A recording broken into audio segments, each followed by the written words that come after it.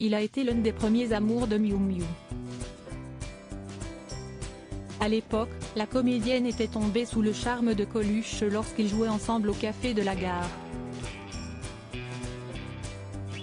Interviewée dans l'émission Thé ou Café en 2015, l'actrice de 72 ans était revenue sur cette idylle de jeunesse auprès de Catherine Sellac.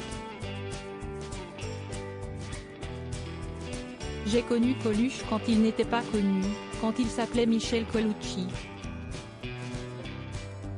Je l'ai connu quand il était dans sa petite chambre à Montrouge, quand il habitait chez sa mère.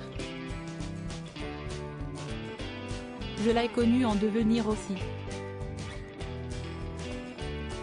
On était tous en devenir au Café de la Gare, a-t-elle raconté. Avec de l'ambition, la volonté de réussir ? Lui demande l'animatrice. Lui oui. Ah lui oui absolument. Ah oui oui une volonté et il était très intelligent Coluche, très coléreux, il s'est fâché à peu près avec tout le monde je pense, et réconcilié bien sûr. Très original, il était très cultivé aussi enfin il s'intéressait à plein de choses. Il pouvait fabriquer des chaussures que hélas certaines personnes devaient porter et qui leur faisaient très mal, explique Miu Miu. C'était une vraie grande personnalité se souvenant de l'humoriste, mort dans un accident de moto le 19 juin 1986.